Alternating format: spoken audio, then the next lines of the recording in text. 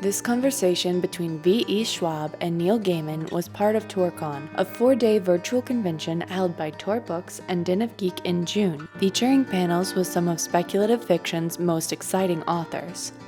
Gaiman and Schwab came together to discuss The Invisible Life of Addie LaRue, Schwab's upcoming novel. When Addie LaRue makes a deal with the devil to live forever, she doesn't read the fine print and is cursed to a life in which she will be forgotten by everyone she meets. 300 years later, she meets a boy who remembers her name. So now I've written books over long periods of time before, and I've done it in different ways. So I want to know about Addie. How did she start idea-wise, and did you just start writing and put her away, or how did that work?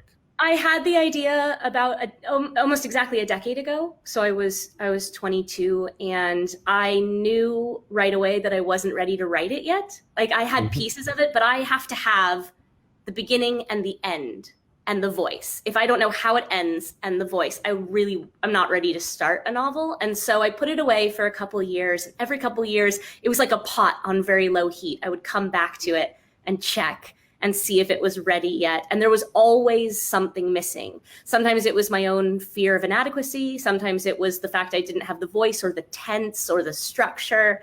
And I remember very vividly, I got to the point where I was afraid I would die without writing it, right around when I was 30. And that gave me a little bit of the kick. And then it really became a novel about the fear of adulthood, and specifically, like, not legal adulthood, but the sense that you turn 30 and suddenly people expect that you know what you're doing, and you've really just one day older. And so I think something happened when I turned 30 where I felt like I understood a piece of the story, and I was really glad that I'd waited.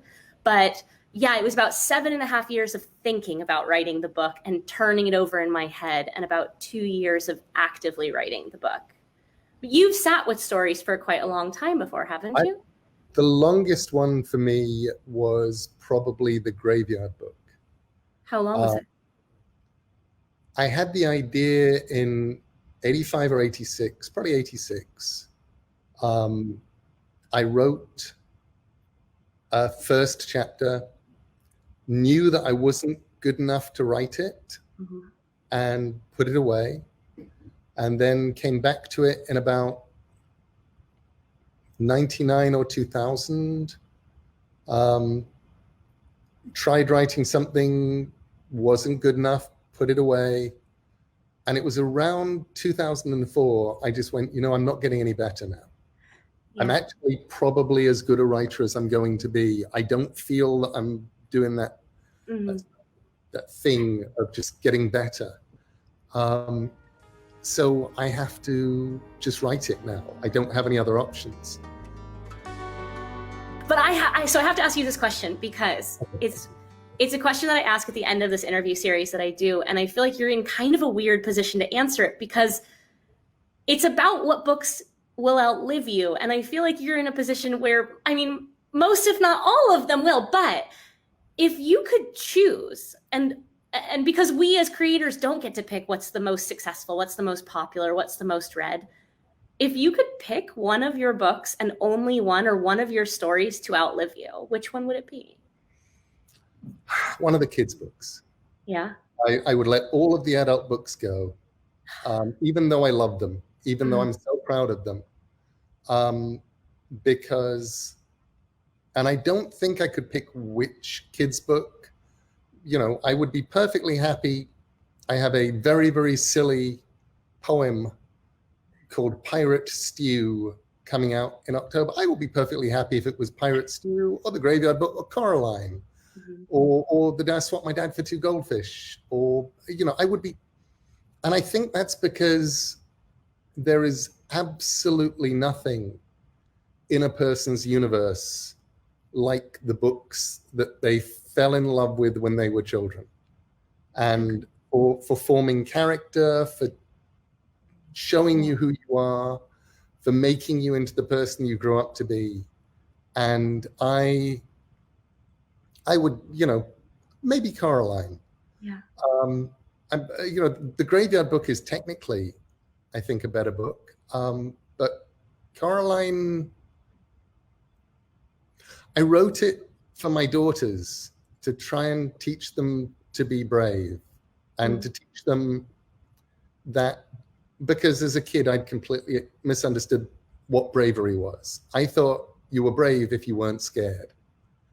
And I really hadn't understood that being brave means that you're absolutely terrified, but you do the right thing anyway. Yeah. And so I wrote them that book for them. And, over the years, I've had people come up to me and just say thank you, and it got them through dark times. Yeah. So probably Coraline. What about you? Which one would you take in mortality? I had a moment when I finished Addie LaRue, which is the one that comes out in October. And it was like, because it had lived inside of my head for so long, it left an open grave a little bit when I was done with it. It was hard because I'm used to having books that take 1 or 2 years, and this was almost 10. And I had a moment after the book was done where I thought, if I never wrote another book, I think I would be okay with that. And it didn't last long. It lasted about a week. And then, my gears started turning. I thought, oh God, what if I never write another book like Addie? I have to write another book. But for about a week, I sat with the knowledge of this thing. And so I think if I had to pick only one, I would probably be Addie. But I think it's fascinating that we don't choose. I would never have looked at the books I have out so far and told you that I thought A Darker Shade of Magic was going to be the most popular. It's just, we have no control over the reception. All we can control is the amount of work that we put into it.